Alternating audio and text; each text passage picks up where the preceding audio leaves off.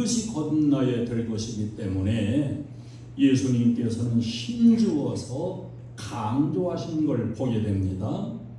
3절에도 5절에도 진실로 진실로 이렇게 강조하신 것은 중요하기 때문이고 반드시 인생은 거듭나야 할 것임을 말씀한 것입니다. 우리가 예수 믿는 목적이 무엇일까요? 목적이 분명해야 됩니다. 그냥 그저 어떤 목적도 없이 교회에 왔다 갔다 하는 게 절대 아닙니다. 내가 왜 예수를 믿느냐? 내가 왜 교회를 다니느냐? 목적이 분명해야 돼요. 여러 가지로 목적을 말할 수 있겠습니다만은 제가 늘 강조하듯이 우리가 예수 믿고 교회 다니고 하는 목적은 크게 두 가지예요. 이 목적이 확실해야 됩니다. 첫째는 내 영이 죄사함 받고 영원한 멸망에서 구원받아 천국 가기 위해 가지고 우리가 예수 믿는 거예요.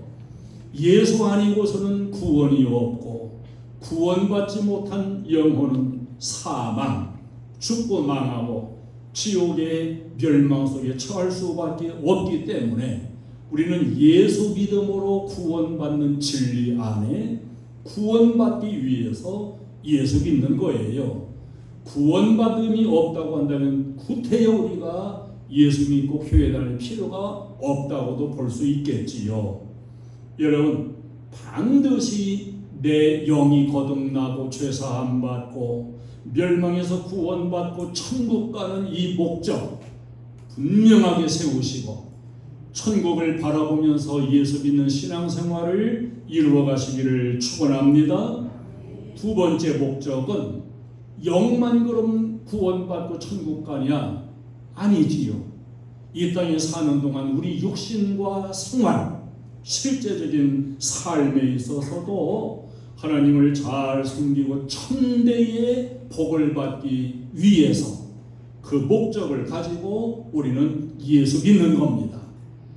기독교가 들어간 나라 다 복받았고 선진국이 되었고 예수 믿은 가문들 다 복을 받았어요. 우리는 예수 믿고 반드시 구원받아 천국 가야 됩니다. 여러분, 천국 가서도 우리 만나고 영원한 한 가족으로 살기를 축원합니다. 이 땅에 사는 동안에도 하나님께 복을 받아서 천대의 복을 누려갈 수 있는 이런 당대와 후손 대대가 되어지기를 주님의 이름으로 축원합니다. 이 거듭나야 천국 간다. 엄청난 진리예요. 니고데모는 국회의원입니다. 선생이에요. 지식인입니다.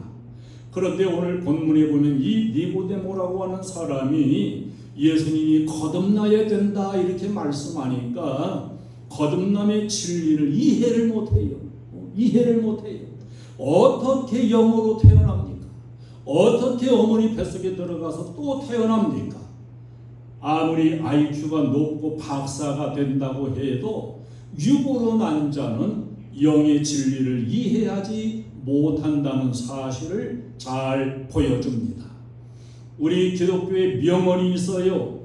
일생이사요, 이생일사다 하면 잊어버릴까봐 하겠어요. 일생이사요, 이생일사다. 꼭 새겨놓으세요. 일생이사, 한 번 태어나면, 즉 어머니로부터 한 번 태어나면 두 번 죽는다. 육신도 죽고 영도 죽는다. 이생일사, 두 번 태어나면 어머니 태중에서 태어나고 다시 영으로 거듭나서 중생하면 한 번 죽는다. 육은 죽지만은 영은 죽지 않고 영원한 천국의 복락을 누리게 된다 하는 명언이에요. 어머니를 통해 태어날 때 육신적인 생명을 얻습니다. 영혼이 하나님께로부터 다시 태어날 때 영생을 얻어 하나님 나라에 들어갈 그런 자격을 얻게 됩니다. 예수님께서 회오리 바람을 타고 천국으로 올라가셨지요. 우리들도 예수님 재림하실 때 나팔소리와 함께 부활해서 천국에 올라갈 것인데 육신은 천국에 못 가요. 이 육신은 저 높은 곳에 올라가도 찢어져 죽어요. 못 살아요.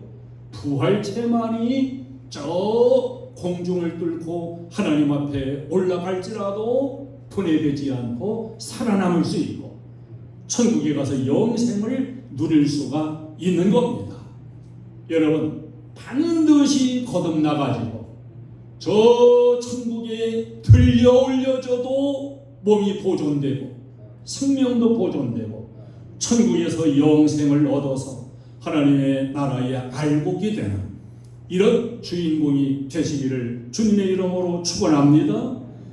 왜 거듭나야 하냐? 어머니 뱃속에서 났으면 되는데 왜 영으로 다시 태어나는 이 과정을 우리가 입어야 되냐? 거듭남의 필요성이 어떤 거냐? 에베소서 2장 1절에 보면은 허물과 죄로 우리 영혼은 사실 죽었다는 거예요. 육신이 살아있어도 영생 얻을 영은 죽은 존재라는 거예요. 그래서 에베소서 2장 3절에 보면 본질상은 진노의 자녀였다 이렇게 말씀합니다. 왜?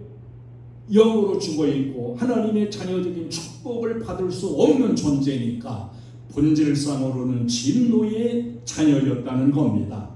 이미 죽은 영혼과 같은 존재는 새로 태어나야 살 수가 있는 것이지요. 인생들이 영은 죽어있고 영은 죽어있고 육만 살아있는 존재들인 것을 이렇게 말씀해주고 이 죽은 영이 다시 생명을 얻는 이걸 가리켜서 새로 태어나는 거듭남이다 이렇게 말씀해주고 있습니다. 여러분, 우리가 인간적인 생각으로 고개를 갸우뚱할 것 없어요. 저 세상 사람들이 다 육은 살아있으나 영은 죽었다 그러면 성경이 그렇다 그러면 그런 거예요. 우리가 하나님 앞에 아니라 할 수가 없는 겁니다. 더 나가서 예레미야 17장 9절에 보면은 인간이 다 부패했기 때문이에요. 부패해서 죄에 빠진 존재다. 만물보다 거짓되고 심히 부패한 것은 마음이라고 말씀해요. 여러분, 자연이 오염됐잖아요. 한강도 오염되고 낙동강도 오염되고 금강도 영산강도 다 오염되고 강만 오염된 게 아니라 바다도 다 오염되고 있습니다. 그런데 그 강과 바다 자연보다 더 오염된 것이 사람이라는 거예요.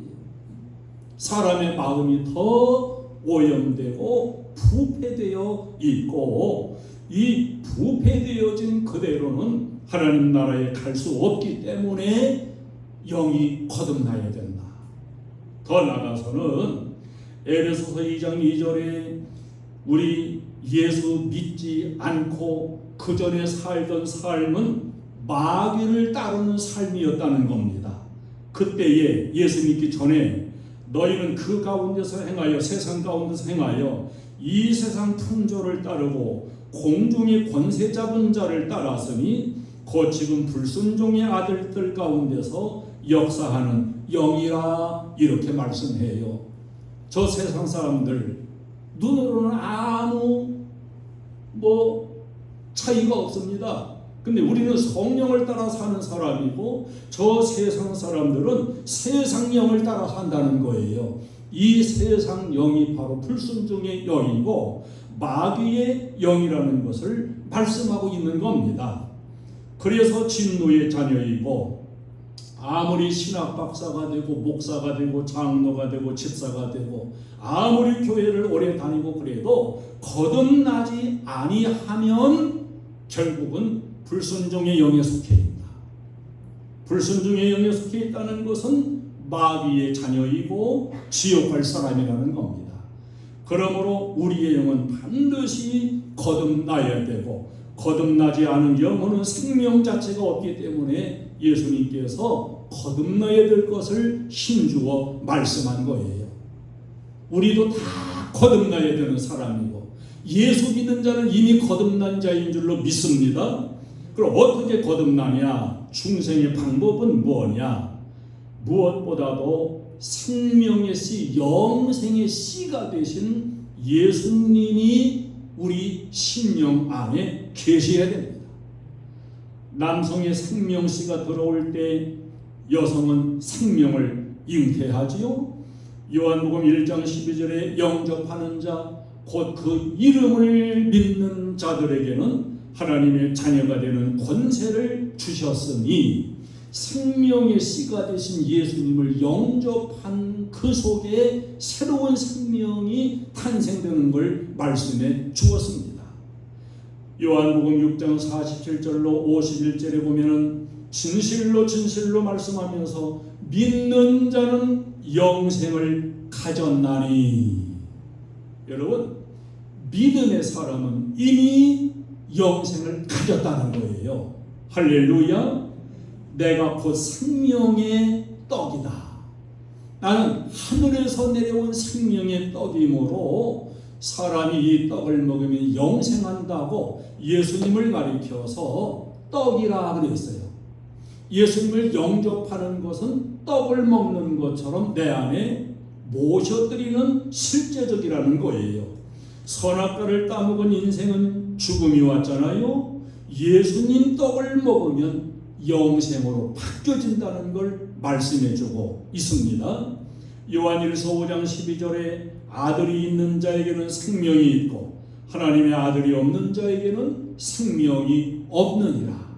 예수님이 생명의 씨이기 때문에 예수님이 안에 계신 그 사람에게는 생명이 있다.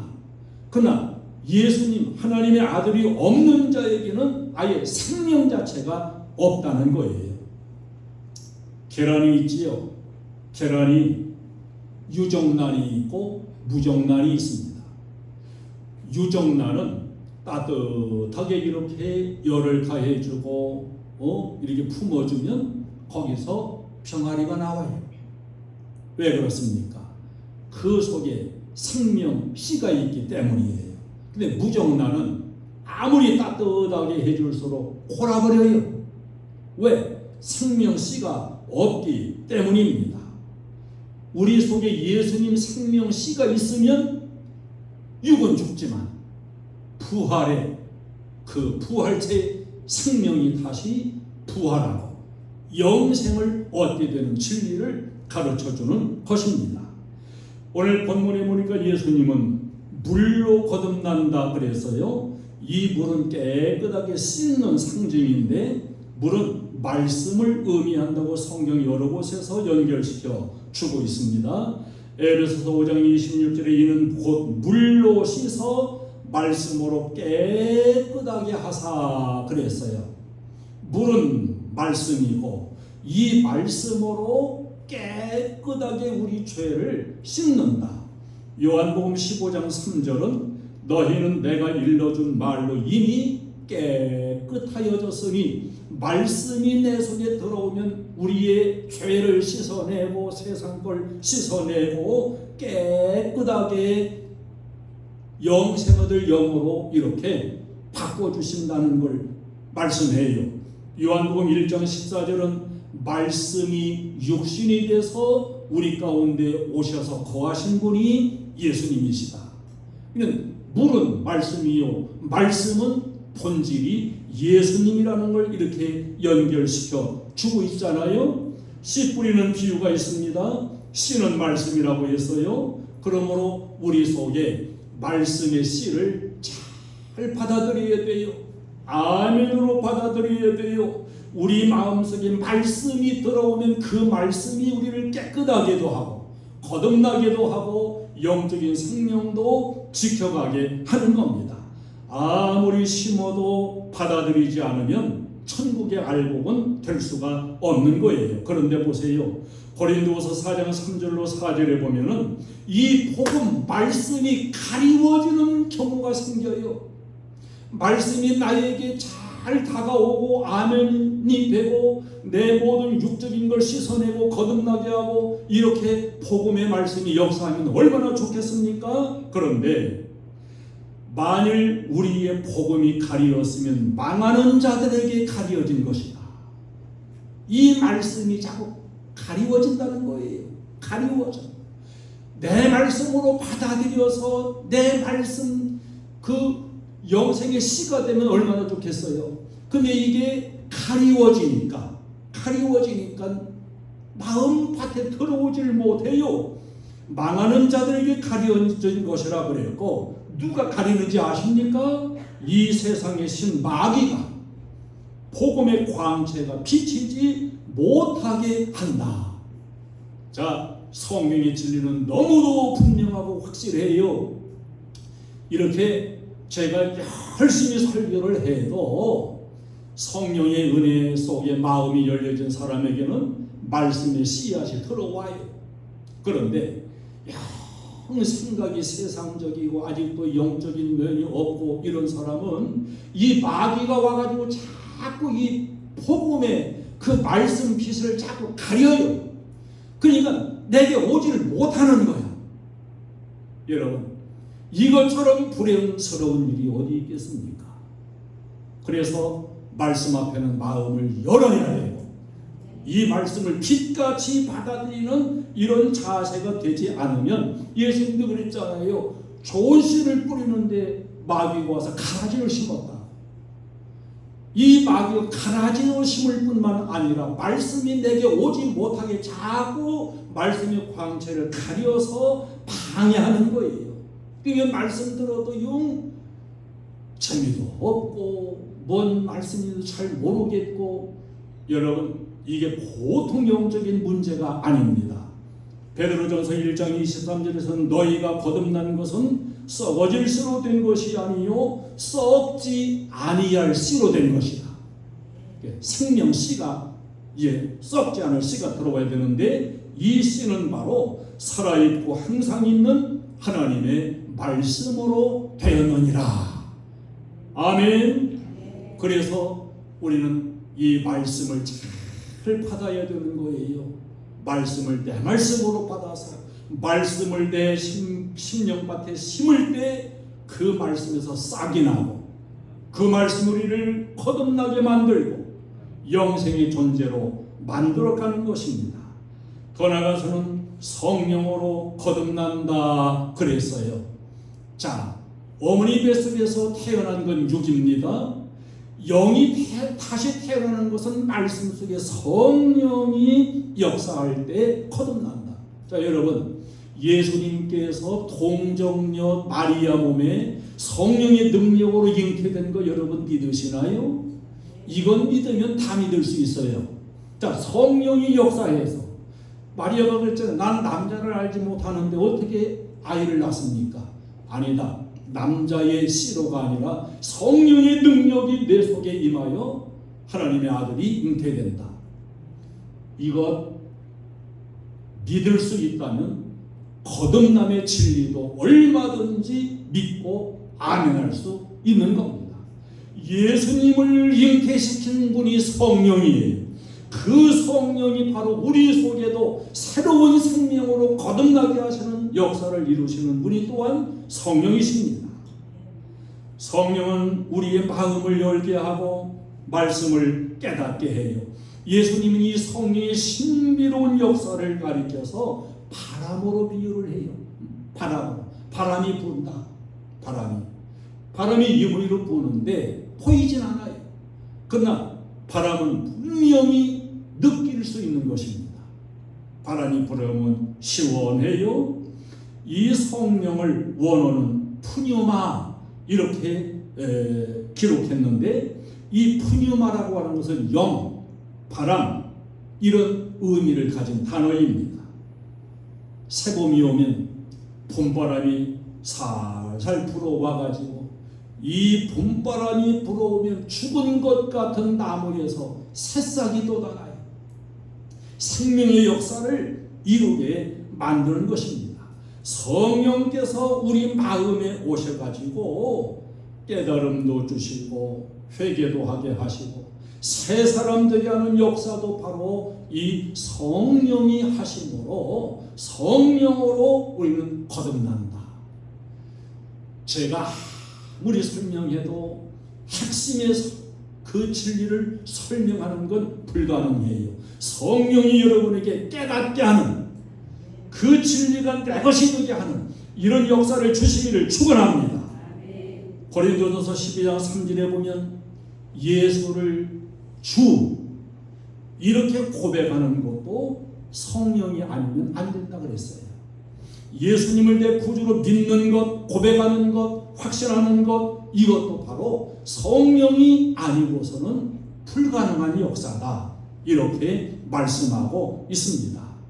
여러분, 바람의 역사는 아무도 막을 수 없어요. 태풍이 올 때 그 태풍의 바람 막을 수 없어요. 봄바람 막아가지고 겨울을 더 길게 할 수 없어요.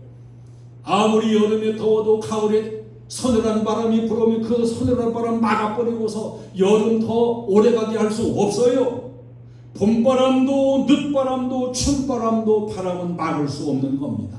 그것처럼 성령도 보이지는 않지만 확실히 느낄 수 있으며 부인할 수 없으며, 성령은 오늘날도 우리 속에 오셔서 우리를 거듭나게 하시고 성도로의 삶을 살게 하시는 겁니다. 그러면 저 사람 거듭났나 거듭나지 않았나 겉으로 봐서 우리가 알 수 있나 몰라요.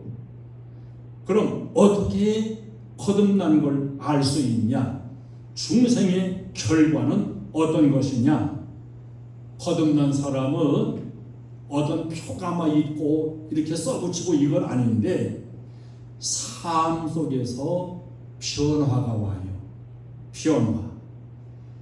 새 사람이 되는 거지요.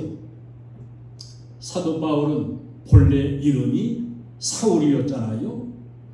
사울이었던 사람, 복음을 대적하고 교회를 박해하고 아주 콧대가 보통 높은 사람이 아니었지요. 그래서 이름도 사울, 사울은 높은 자. 그런데 예수 믿고 나서 그 삶이 완전히 바뀌어요. 이름도 바꿨어요. 바울, 낮은 자. 높은 자, 잘난 자여서 낮은 자, 겸손한 자로 바꿨습니다. 이젠 십자가만 자랑하고 세상의 박사학위, 세상의 바리새인, 유대인 전통 다 배설물로 여겼다 그랬어요. 이거 다 쓸데없는 거예요. 복음만이 중요하고 예수님 십자가만이 중요하고 예수님 안에 생명이 중요하고, 그래서 이 복음에 자기 생명을 걸었어요. 할렐루야. 이렇게 변화되어진 그 모습이 저 사람 거듭났구나, 이 증명이 된다는 사실이지요. 우리가 삭개오라는 사람의 그 사건을 성경에서 압니다. 이 삭개오는 세무서장이에요. 아주 물질을 좋아하는 사람이에요. 물질을 치부하던 사람인데요, 예수님께서 삭개오 집안에 오십니다. 오늘 구원이 이 집에 이르렀다. 삭개오가 예수님 안에 예수님 만나고 거듭나고 구원의 축복을 받았어요. 그 즉시로 삭개오에게 변화가 옵니다. 어떤 변화가 오나요? 예수님, 나는 지금까지 오로지 재산을 늘려가는 것을 목적으로 살았습니다. 그러나 이제 내가 예수님 모시고 구원받고 이렇게 은혜를 입었으니 내가 가진 재산 반절을 딱 떼어서 어려운 사람들 구제하는 데 쓰겠습니다. 내가 불법적으로 그 억울한 사람들 세금 더 물려가지고 토색한 것이 있다고 한다면 4배로 보상해서 갚아주겠습니다. 이것은 물질관의 완전한 변화가 일어났다는 것을 증명하는 사건입니다. 그 예수 믿고 변화된다 그러면 참 대표적으로 생각나는 분이 김익두라는 목사님이에요. 이 김익두라는 목사님은 원래 소문난 깡패였습니다. 이 김익두만 나타나면 사람들이 그냥 뱀을 보듯이 슬금슬금 이리 피하고 저리 피하고 다 피했어요. 왜냐? 하나기만 하면 뭔가라도 시비를 걸어서 다 싸우고 때려 부수고 나만 하는 게 없는 거예요. 이러한 김일도가 어느 날 그 선교사를 통해 복음을 듣게 되고 하나님이 택하신 자니까 복음 듣고 완전히 뒤집어졌어요. 새롭게 회개하고 거듭났어요. 눈물로 회개를 했습니다. 180도 새 생활로 돌아섰어요. 예수 믿고 회개한 다음에는 술집에도 안 가고 다방에도 안 가고 뭐 안악장 이런 장에도 안 가고 집에 들어박혀가지고 성경만 읽었다 그래요. 그러니까 같이 다니면서 뭐 술 마시고 뭐 다방 가고 이런 똘마니, 얘네는 똘마니 그래요. 똘마니들 찾아와가지고 여보게 입도 아유 뭐 하는가, 자녀 없으니까 재미도 없고 신촌 다방에 저 3월이라는 저 내지가 자네 그냥 늘 눈 빠지게 기다려. 자네 아니니까 우리는 사람 대접도 안 해. 얼른 가세요. 나는 이제 술 끊고 약을 먹어서 나 이제 술집도 안 가고 다방도 안 가. 아니 멀쩡하고 저 건강한 사람이 무슨 약을 먹어? 나는 지금 구약과 신약을 먹는데 이 구약과 신약은 술하고 먹으면 효과가 없대. 아이고 저 사람도 이제 예수쟁이가 됐구나. 잘 먹고 잘 살아라. 그리고 갔어요. 이 김일도가 자기가 옛사람 죽었다는 걸 확실하게 증명하기 위해서요 부구장을 써서 부구장을 돌렸대요. 김익도 사망하였으므로 자의 부구함. 부구장을 만들어가지고 싹 걸리니까 사람들이 아이고 그놈의 인간 잘 죽었다고. 아이고 그놈의 인간 잘 죽었다고. 그런데 어느 날 김익도가 눈에 시퍼렇게 살아가지고 딱 나타난 거야. 성경책을 딱 끼고서 김익도가 나타났어요. 아이고 저 찔긴 인간은 귀신도 붙잡고 왔는가 보네. 그래서 어떤 사람이 시험하기 위해 가지고 구정물통을 막 잔뜩 해놨다가서 김익도 지나갈 적에 숨었다가 김익도에게 그 구정물통을 확 뒤집어 씌웠대. 구정물통을 아나 몰라. 그 돼지도 주고 하려고 이렇게 설거지하고 물 다 받아놓은 게 구정물통이거든요. 김익도가 툭툭 털면서 옛날에 김익도는 죽었다고. 만약에 그가 살아있었더라면 당신은 오늘 성하지 못했을 것이며. 이렇게 그 김익도는 아주 깡패고 난공꾼이고 이랬지만 예수 믿고 나서는 확실하게 믿고 확실하게 변화되고 목사님이 되고 부흥사가 되고. 이렇게 좀 변화되면 얼마나 좋겠어요. 옛사람 그냥 끊어내는 소리가 딱 소리 나도록 끊어내버리고 정말 새 사람으로 거듭나는 이런 역사. 이게 바로 거듭난 사람의 표적이에요. 우리 행복한 교회 성도님들도 이렇게 거듭나가지고 변화되는 역사가 있기를 축원합니다. 거듭난 사람은 세상도 이기고 고난도 이기고 박해도 이깁니다. 요한일서 5장 4절에 무릇 하나님께로부터 난 자마다 세상을 이기느니라. 세상을 이기는 승리는 이것이니 우리의 믿음이니라. 예수 믿어도 때로는 시험도 와요.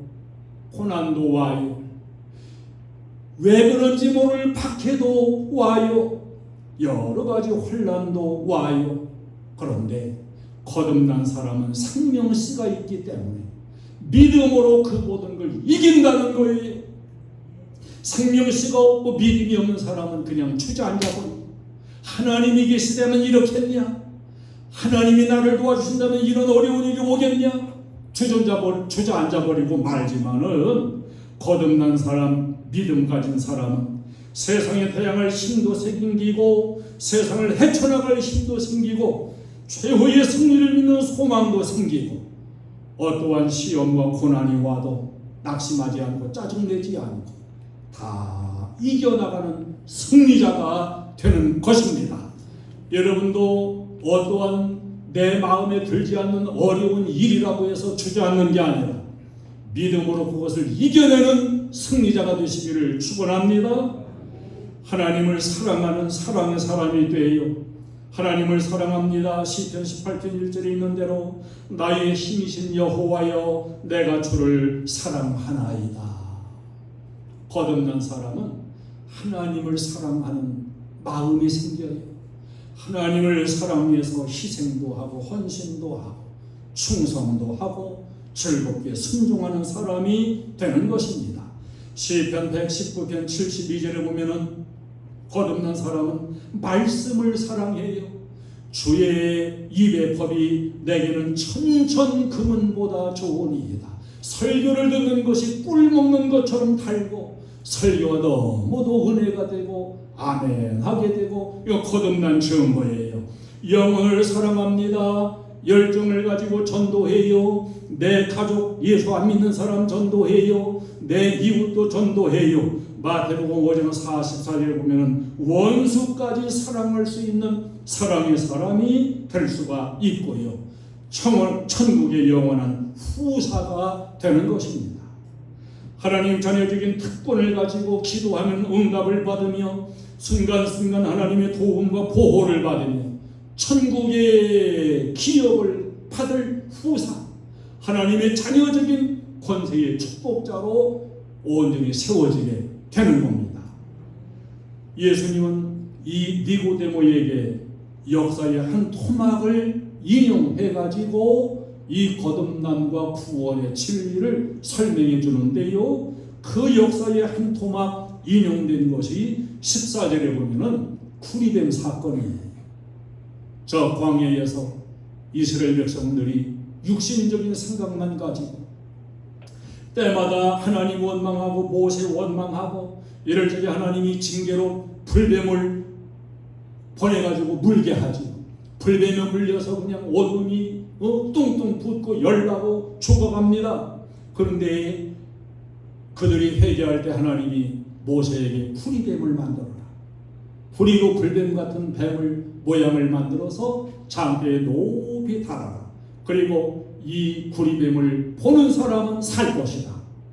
이렇게 해가지고 구리뱀을 달았는데 믿음 가지고 순종하고 우리가 원하는 거 회개하는 마음 가지고 쳐다본 사람은 신비로운 은혜와 능력이 그 구리뱀을 통해서 자기 몸으로 흘러오는 것을 경험합니다. 그 열기가 떨어지고 통증이 사라지고 죽어가던 자가 사는 거예요. 이게 하나님의 역사입니다. 근데 어떤 사람은 이를 악물고서도 안 쳐다봐요. 내가 지금 불뱀에 걸려 지금 독이 퍼져 죽어가는데 뭐 구리뱀을 쳐다보면 산다고? 우리를 어떤 어린애가 취급하고 갖고 노는 거예요? 안 쳐다봐요. 죽어가요. 친구가 와서 말합니다. 여보게 고집 좀 그만 피우고 하나님이 말씀한 거니까 저 구리뱀을 쳐다보게. 자네 구리뱀 쳐다보면 살아. 나도 이렇게 죽어가다가 구리뱀을 보고 살았잖아. 이 사람아 그걸 믿는가? 나는 안 믿어. 안 쳐다봐. 그냥 죽어도 안 쳐다봐. 이 사람아 쳐다보면 사는데 왜 안 쳐다봐? 거짓말 같을지도 한번 쳐다봐. 그래서 쳐다봅니다. 쳐다보는 순간 놀라운 은혜의 능력이 자기 몸속으로 들어오는 걸 느낍니다. 그리고 고통이 사라져요. 열이 사라져요. 살았습니다. 이게 구리뱀 사건이에요. 바로 우리가 구원받고 영생 얻는 거듭남의 역사는 바로 구리뱀 사건과 같은 것이라 예수님이 이렇게 역사를 인용해서 설명해 주고 계십니다. 우리는 십자가 위에 예수님을 바라봐야 됩니다. 생명시가 되신 예수님을 내게 모셔야 됩니다. 그 예수님을 믿어야 되고 그 예수님을 따라 사는 것입니다. 그럴 적에 오늘 영원한 생명이 여러분의 것이 되고 천국이 여러분의 것이 되고 영원한 구원이 여러분의 것이 될 줄로 믿습니다. 찬송을 드리겠습니다.